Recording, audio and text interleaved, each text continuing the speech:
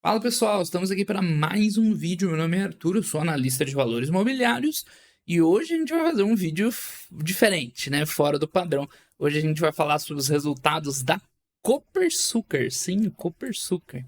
Quem gosta de Fórmula 1 com certeza vai lembrar da marca, mas para quem não gosta, né, é uma cooperativa aí de produtores de cana-de-açúcar e ela é bem verticalizada, a gente vai ver, então toda a cadeia de cana-de-açúcar, etanol, logística e tal, para exportação. Então, seguindo na nosso plano de falar sobre as empresas de capital fechado, agora nesse final de ano, que eu acho bem interessante. Eu já expliquei na semana passada o porquê disso, a oportunidade de ver um negócio novo, que não tem nenhuma ideia pré-concebida, de testar, ver se você tá bom de análise mesmo, ou se você só inconscientemente fica repetindo o que todo mundo fala, né, as mesmas coisas sobre as mesmas empresas, tá? Então, a Copersucar foi uma das... Eu fiquei procurando no Brasil o que tinha de empresa de capital fechado, que seria interessante ver. E com o final da Fórmula 1 e tal, eu falei, vamos falar da Copersucar, que é legal, já estamos na abstinência até a temporada seguinte, então vamos seguir aqui falando de empresas, né, que minimamente tem essa lembrança legal. Bom, fora isso, mais um motivo interessante para a gente ver o resultado dela, porque é uma empresa do setor agro, né? Eu falei algumas vezes, em algumas oportunidades, que no o setor agro você tem um descasamento muito grande entre a economia real e as empresas listadas em bolsa, né? Porque, tipo, o setor agropecuário e agro de transformação, né, que seja, no Brasil é imenso, né? Enfim, é um setor muito relevante para a economia brasileira e tem uma participação no mercado de capitais muito pequena, né? Muito pequena mesmo, são poucas empresas, são empresas pontuais, tudo bem, né? Parece ser um business bem pulverizado no Brasil, né? Mas, pô, não é nem de perto,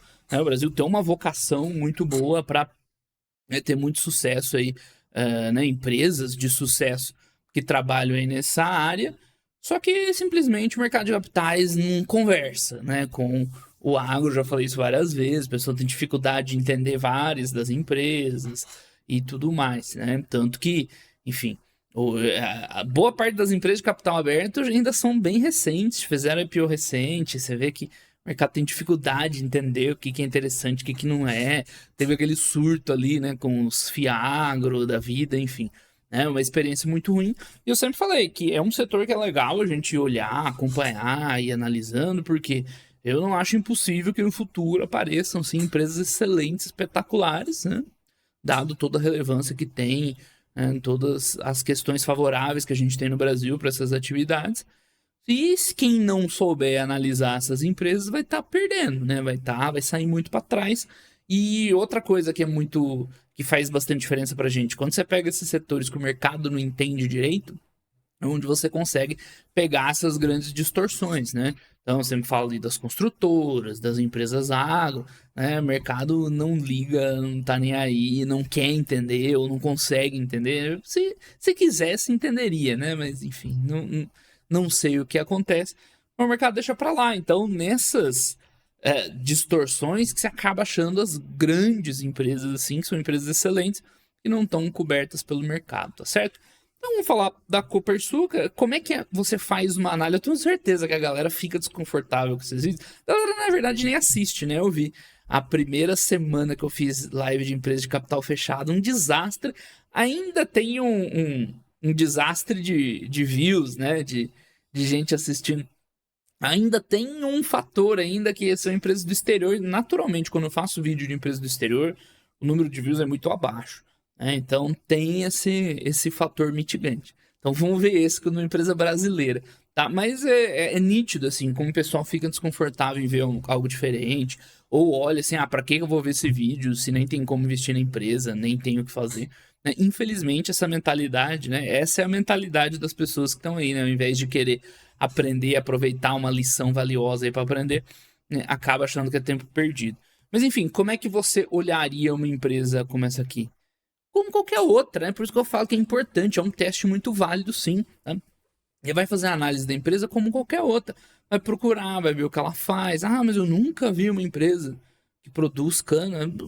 Tudo bem, você nunca viu, te garanto que você vai se deparar ao longo aí da sua carreira como investidor em várias situações dessas que você nunca vai ter visto empresa A, B, C, X, Z, negócio, vai surgir negócio novo, vai surgir negócios novos na bolsa, né? Então você tem que estar, né, pronto, preparado.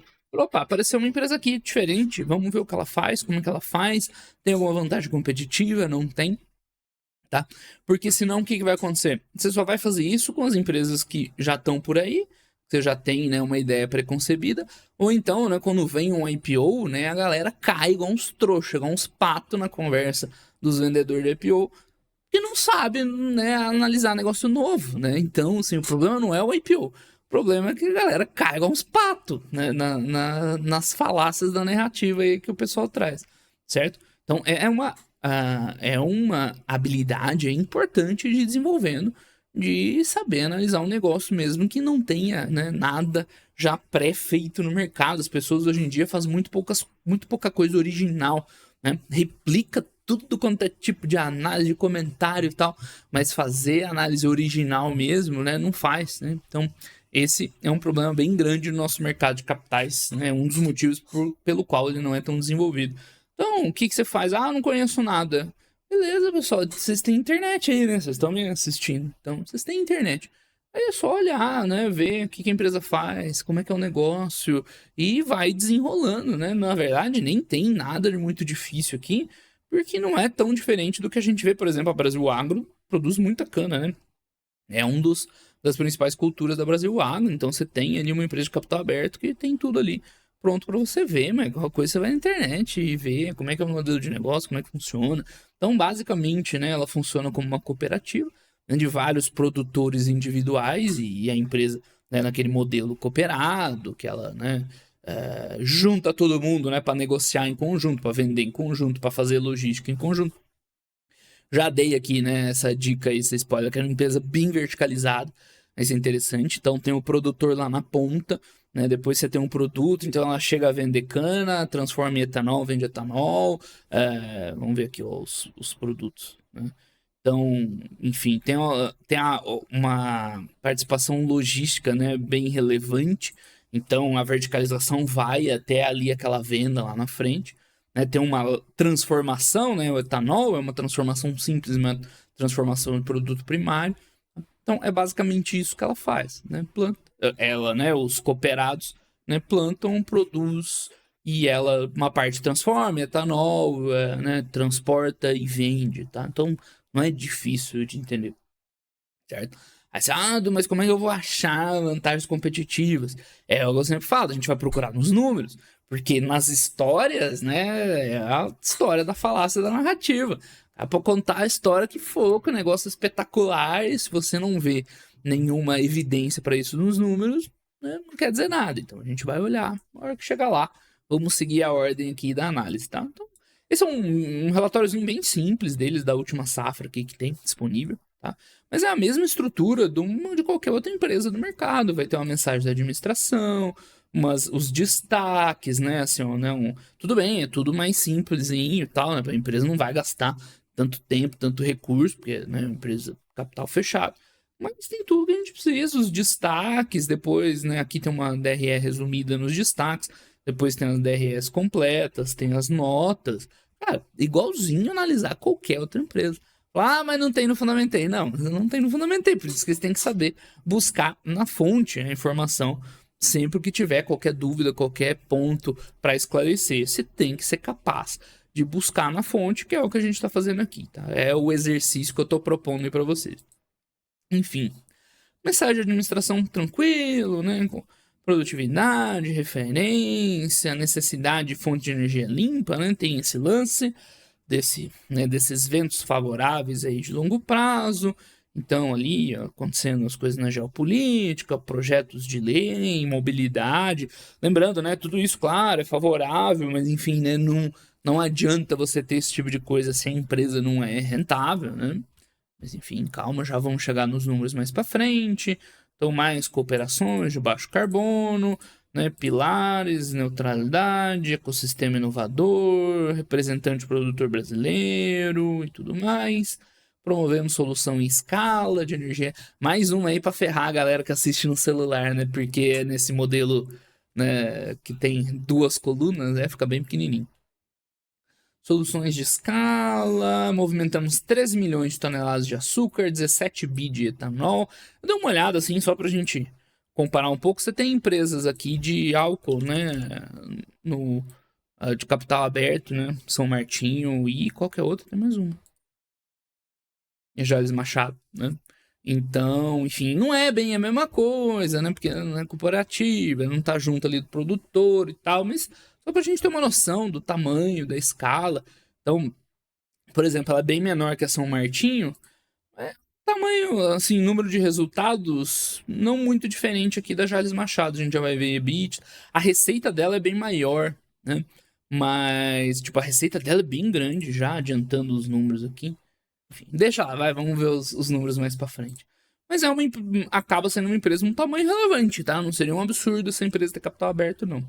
70 países, 8 mil gigawatts de energia elétrica, etanol comercializado. Isso aqui deve ser dos bagaços e biomassa, né? É impressionante o quanto o Brasil produz energia elétrica vinda de biomassa. É bastante, tá? É relevante na nossa matriz energética, né? É uma coisa que não é tão intuitiva. Comercializa etanol, tá em vários municípios do país. Portfólio de negócio, tem joint ventures, tem uma joint venture nos Estados Unidos que negocia, entre outras coisas, gás natural também, então um pouco mais diversificado os negócios. Tá num projeto agora de produzir combustível sustentável de aviação, né, o SAF, com base em etanol, né? E, né, mais aqui, ó, potencial para produção de biogás e biometano. Isso aqui eu imagino que deva ser relacionado com biomassa também, tá? Então, o modelo de negócios, ela tá num nicho ali promissor, né? Minimamente promissor, com todas essas iniciativas de longo prazo aí que a gente tá vendo, né? Comemorando aniversário, tudo bem. Beleza, só que, como eu acabei de falar, nem só de histórias vive a nossa análise, né? O mais importante no final são os números. Então vamos ver aqui os destaques: ambiente de negócio de difícil previsibilidade. Isso aí a gente viu, né, nos números da Brasil Agro, que foram bem mais modestos, da SLC também. Brasil Agro tem venda de fazenda, né? Acaba, né, sendo um pouco diferente, mas a parte operacional da Brasil Agro esse ano ficou bem ruim, né? Se você tirar ali a parte de venda de fazendas, porque foi um ano de fato complicado. Teve a condição climática para a cana, foi ok.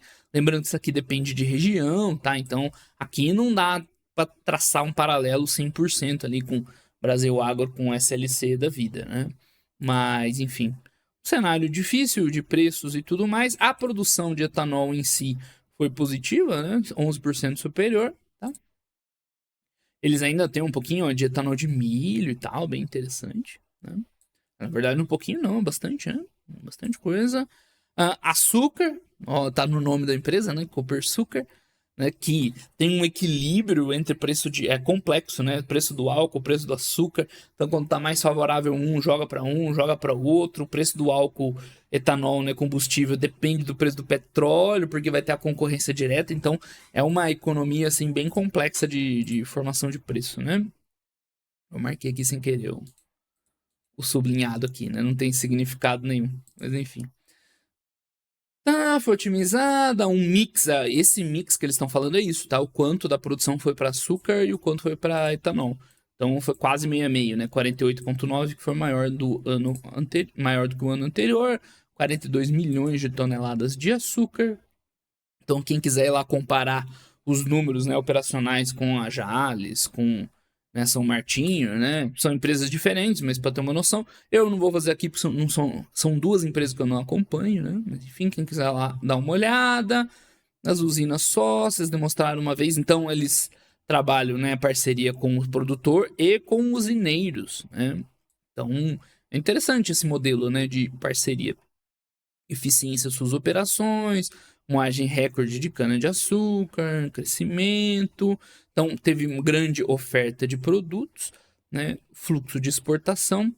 Né? O sistema logístico teve papel de destaque, porque isso aí a gente já sabe, até acompanhando, por exemplo, a Rumo Logística. Olha como eu estou trazendo várias empresas que têm capital aberto, né? Que a gente acompanhando, você já consegue entender mais ou menos o que está acontecendo aqui, né?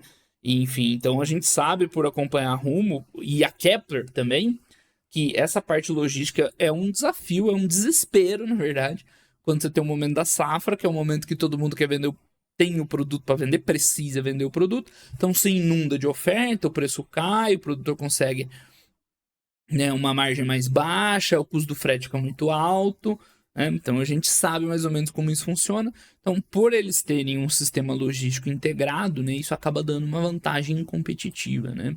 Então, importante diferencial competitivo, olha só, já estamos achando vantagens competitivas dentro da empresa, né?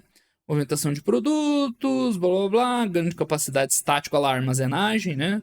Nas usinas, tem um terminal próprio em Santos, que é legal também, transbordo multimodal, né, para transportar, no processo de transportar aí, pro ferroviário, rodoviário e tudo mais, acesso a ferrovias, né, gestão ali dos fretes, gestão de navios, assim, bem interessante, tá? E nos Estados Unidos aí tem a parte logística deles lá, tá? Então aqui uma visão de volumes e tal, né? Fica difícil pra gente aqui sem muita referência tirar muita informação daqui, mas no geral foi um ano positivo em volumes. Tem ainda gás natural ó, nos Estados Unidos que eu falei, logística e tudo mais. Porém, quando a gente olha o resultado financeiro, né, a gente vê claramente que é um ano bem pior e só tem uma explicação para isso que é preço, né? Porque você vê que no geral, em termos de volume, foi bem superior tudo, né? Tanto de açúcar quanto de etanol no mercado interno, no mercado externo, só o gás natural, né, foi um pouco abaixo, mas no geral, né, grandes volumes, mas aí com essa queda de receita, esse impacto vem de preço, com certeza, né, mesmo sem a gente acompanhar o mercado, dá para dizer seguramente isso, tá? Ela tem uma dívidazinha aparentemente ali, não é absurda, né, porque o resultado financeiro não é tão negativo assim, lembrando que isso aqui, ó, tá? Tá meio fora de escala, porque isso aqui é em bilhão, né? Se eu não estiver enganado aqui. E isso em milhões, né? Ficou meio esquisito. Eles têm que deixar claro que, ó, 50 bilhões a empresa não teve, né? É porque tá a vírgula, né? É isso que eu acho que ficou esquisito, né? Mas enfim. A gente já vê o demonstrativo completo, aí fica claro, né? Isso aqui é bilhão. Né? A empresa poderia ter deixado mais claro aqui, né? Então, o que a gente vê? Uma margem muito, muito, muito baixa, tá? Resultado financeiro não pesa tanto, então o lucro líquido é bem pequeno perto da receita. EBITDA também, né? Você vê o endividamento. Ah, tem um endividamento aqui, né? É bem tranquilo, né? O endividamento, né, deve ser basicamente operacional. A gente vê que a empresa tem uma margem bem baixinha, tá?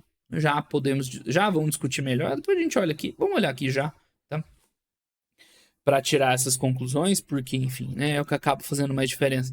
Então a gente vê que, né, a empresa de fato vende na faixa de 50 bi, que é muita coisa, essa receita. Só que o lucro bruto ele é muito pequeno, né? A margem bruta, né, irrisória. Por que isso, né? Não é muito difícil de imaginar. Lembra, ela é uma cooperativa. Então ela não é o produtor, ela não é a usina, né? Não é o usineiro. Então, assim, o grosso da geração de valor fica com o cooperado. Né? A cooperativa ela ganha um FII, uma taxa ali, eu não sei como é o modelo, sinceramente, né, de remuneração para a empresa, mas ela não vai ganhar o grosso da produção, né? Seja a produção de cana, seja da venda de etanol, seja de nada. Né? Ela basicamente vai ganhar uma taxa, né? Um FII em cima. É por isso que esse lucro bruto ele fica tão baixo. Aí entra uma outra discussão que é interessante, tá? Que é, por exemplo, no caso da CVC.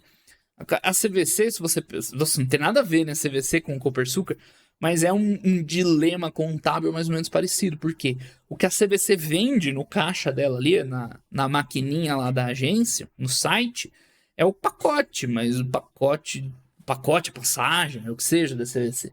Mas isso aí na receita da CVC. Isso aí vai ser usado para pagar a companhia aérea, o hotel, o operador de turismo e tudo mais. Então, entra a discussão filosófica, contábil, do que é receita para essas empresas. A CVC não transita pela DRE todos os valores, né, negociados por ela. Tá? Ela acaba reconhecendo só o que ela pega de take rate. Por isso que a receita da CVC, você vai ver 1 bi, né, 1 bi e meio, não é tão grande assim. Ela vende muitas vezes mais que isso. O take rate dela é menor que 10%, né? Então ela vende muito mais que isso aqui, só que não contabiliza como receita, né? Porque ela tá vendendo os pacotes, as passagens e tudo mais. Ela só contabiliza o take rate. Já no caso da Copersucar aqui é o contrário, né? Ela contabiliza tudo, todo o financeiro que tá transitando ali, mas esse resultado é basicamente dos cooperados, né? Parceiros, sei lá como chama. Então ela fica, isso aqui seria o take rate, né? Quer dizer, já tá no lucro bruto, né? Mas o take rate da receita e mais os custos deles, né? Enfim, então aí a gente vê que é um negócio bem complicadinho para a Copersucar gerar valor, já de cara, já no lucro bruto, você vê. Não porque essa margem bruta é ridiculamente baixa, né? Vai dar uns 2, 3% de margem bruta. Né? Bateria o recorde de margem bruta mais baixa, né, do mercado. Isso é por conta do que eu acabei de explicar, né? Desse modelo, o que você contabiliza a receita dentro da cooperativa, né? Dos cooperados ou não. É por isso que essa margem bruta ela é super baixa. Mas o que a gente consegue ver claramente? Olha o ano passado, cara. Olha a variação de lucro bruto de um ano para o outro. Então ela acaba sendo muito dependente da safra, né? Então, ano passado teve 70 bi de receita, esse 54. E você vê que ela tem cara que ela é resiliente, que ela vai sempre entrar ali um lucrinho bruto, tá? Porque, né, tem ela pega, morde uma porcentagem ali. Então seria interessante ver ela num ano de prejuízo. Esse foi um ano difícil, tá? Se eu não me engano, a operação de cana da Brasil Agro foi negativa. Você vê, ela não tem prejuízo, né? Porque ela ganha ali um FIIzinho ali. Então ela provavelmente ela não assume o risco do negócio, do plantio, né? Da operação cana. Ela ganha o percentual dela. O risco provavelmente fica com o produtor, com o sucro alcooleiro, enfim, lá. Né? Só que, por outro lado, é um valor baixo mesmo no ano recorde, né? Foi 2 bi aqui, 1,3 bi. Então, o que a gente observa aqui, né? Não, tipo, mesmo tendo trocentos cooperados, trocentas cidades e tal, né? Ela vai ficar nesse lucro bruto aqui, dependente, né? Do negócio, né? Ela não vai ter uma fatia muito grande. Assim, não tem problema, uma empresa ela pode ter sucesso, né, tendo uma fatia pequena, né? Só que ela tem que girar muito. E aí, como é que a gente visualiza uma Copersucar no futuro girando muito mais, né? Vendendo isso aqui muito mais, essas receitas. É difícil de enxergar, né? Não sei se estou conseguindo explicar a minha ideia, é um raciocínio bem abstrato. Né? Porque, por exemplo, deixa eu comparar com uma outra empresa aí que gira muito e margem baixa. A de sempre, né? Essa aqui é a referência, Cóstico. Cóstico também tem margem bruta no limite, margem líquida 2, 3% e tudo mais, apertadinho. Só que acontece, ela gira pra caramba, ela receita 200 bi de dólares. E olha o crescimento dessa receita aqui, né? Nos últimos anos. É um crescimento sólido ali de 10% composto. Né? Não é pouco isso aqui, mais que dobrou a receita dela nos últimos 10 anos. Tá? Então, você consegue ver a Costco projetando, né, esse aumento no volume, girando muito, para que mesmo 2, 3%, né, é um resultado bom para ela. Agora, como é que a gente enxerga isso aqui?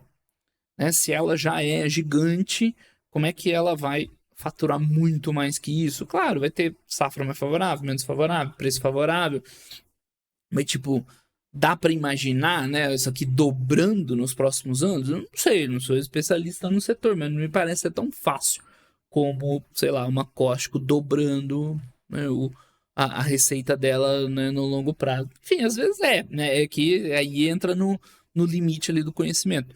Mas, enfim, né, daqui para baixo, a empresa é bem eficiente, tá? Vai entrar ali, né, despesas administrativas, que é um valor que parece que não muda muito ano após ano ali, de vendas, né? O resultado financeiro não é um absurdo, né? Mas você vê assim, ó, ela deve ter muito dinheiro em caixa, a gente já olha lá, caixa e tudo mais, que acaba girando muito aqui o resultado financeiro, tanto receita como despesa. Então isso aqui, para dar errado na gestão, né, é um dois palitos, mas no final sobra um dinheiro, né? Na maior parte do tempo. Então, só ser a margem baixa não é o problema em si. Porque aí dependeria de quanto essa empresa fosse valer, né? O valor de mercado dela. Aí você faria uma análise e ver se vale a pena. Mas você vê, isso tende a ter resultados bem irregulares. Bem irregulares mesmo, né? Conforme. Mesmo que ela não vá ter prejuízo aqui, né? Mas enfim, acaba mudando muito, porque a margem é muito apertadinha, 0,1 de margem já muda muita coisa. E é isso que eu falei, eu não vejo assim tanto, né, espaço para ela crescer e tal. Claro, dependeria muito, uma variável importante aqui, que seria o valor de mercado da empresa. Mas você vê que varia bastante. Ou vamos dar uma olhada aqui, ó, caixa equivalente de caixa. Ela gira bastante recurso, né? 3 bi de caixa, 2 bi de conta a receber, 4 bi de estoque, bastante capital de giro, bastante dinheiro em caixa. Não tem muita dívida. E ó, os empréstimos aqui, né? Empréstimo no circulante, 3 bi, empréstimo no não circulante, 4. Não é uma dívida tão pequena assim. Né? Tá na nota 19, a gente pode até olhar lá depois. 7 bi, né? Uma dívida para esse resultado inconstante meio alta, né? Ela tem 3 bi em caixa aqui. Então dá uns 4 bi de caixa líquido para 1 bi de resultado bruto, para menos de 1 bi de EBITDA, é um endividamento meio alto, né? O custo financeiro não é tão alto, enfim, isso aqui pode ter variação de câmbio, de derivativo, mas não é um endividamento pequeno, não. Vamos ver aqui a notinha do endividamento. 19. Aqui tem mais explicação, segmentos operacionais, para onde ela exporta, né? De onde vem a receita, basicamente açúcar e etanol. Né? Legal. O que eu queria ver? Nota 19, já perdi o foco rapidinho. 17. Aqui, empréstimos, financiamentos. Então você vê, ela tem dívida em dólar. Você deve ter marcação a mercado. Né? Aquele 7 bi que a gente fez a conta de cabeça. Né? Parece ser uma situação bem instável, né? Então, a variação cambial nos resultados. Então, assim, eu não achei os números muito robustos dela, não, tá? Claro, tudo isso dependeria do valor de mercado que ela fosse ser negociada. Aqui em termos de fluxo de caixa, você vê muito capital de giro, né? Um endividamento que não pesa tanto o resultado financeiro, mas não é um endividamento baixo. Acho muita coisa para dar errado, né? Tá aqui a geração de caixa.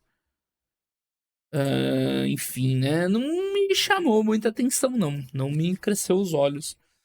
O modelo de negócio aqui parece ser irregular, bastante coisa para dar errado, né? Enfim, a não ser que tivesse algo muito diferente disso, não sei se faria muito sentido não, tá? Enfim, tá aqui os outros demonstrativos, vamos voltar para cá, né? Que a gente cortou etapas. Então, dou uma explicação das receitas, redução nos preços, que a gente já tinha, né, estabelecido, e aqui tem uma informação nova, tá? E eles colocam assim, o principal efeito é a redução dos preços norte-americanos do gás natural. Então, o que dá a impressão?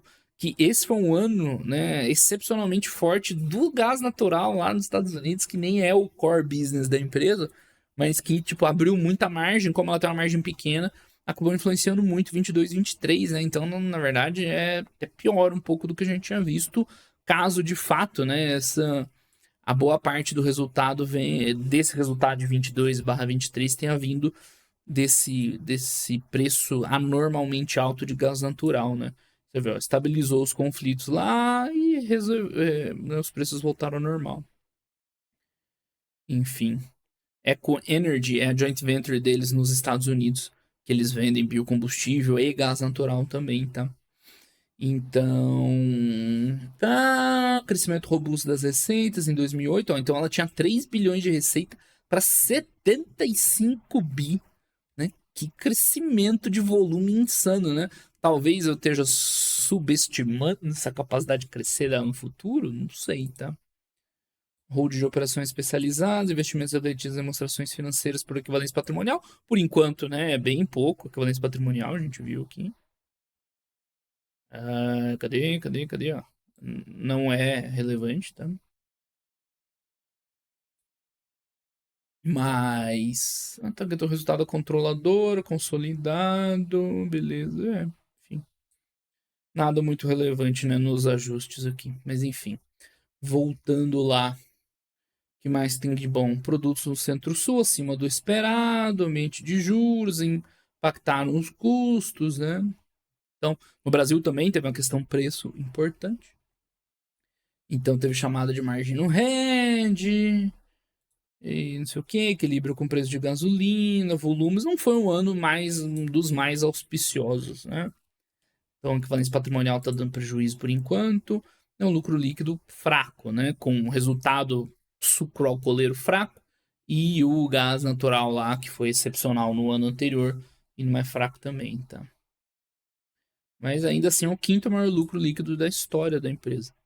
Então você vê, né, enfim, é uma empresa desse porte de resultado, apesar dela ser, né, grande e tudo mais, né, ela não é empresa para lucrar tanto assim.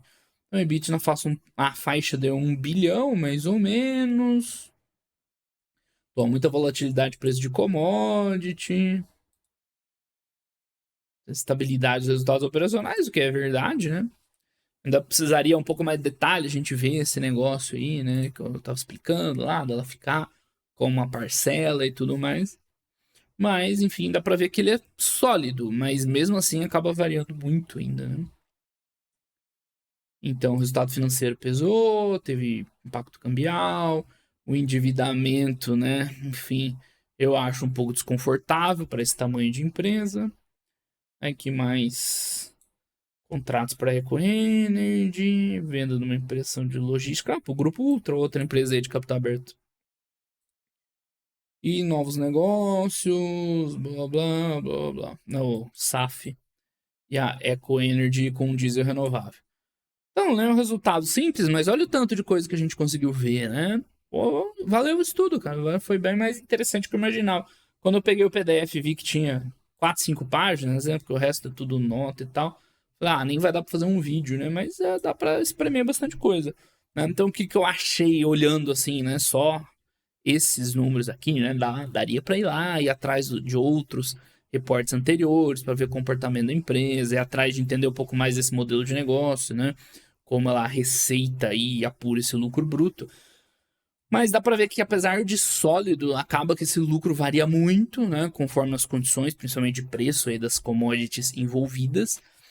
Um endividamento que parece um pouco desconfortável, né? Enfim, não teve grandes, né? Nesses 2 anos, não destruiu a empresa, né? 300, 400 milhões negativo, para quem tá com 1 bi de EBITDA, é ok até, né?